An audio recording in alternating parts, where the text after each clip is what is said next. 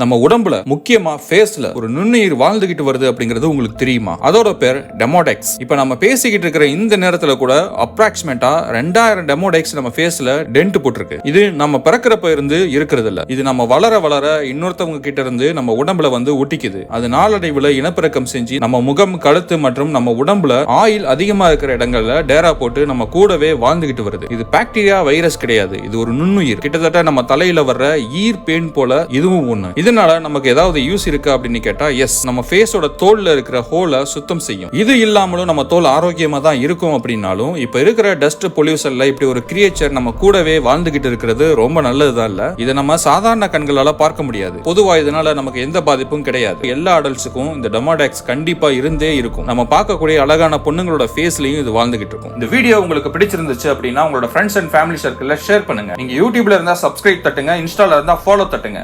Thank you.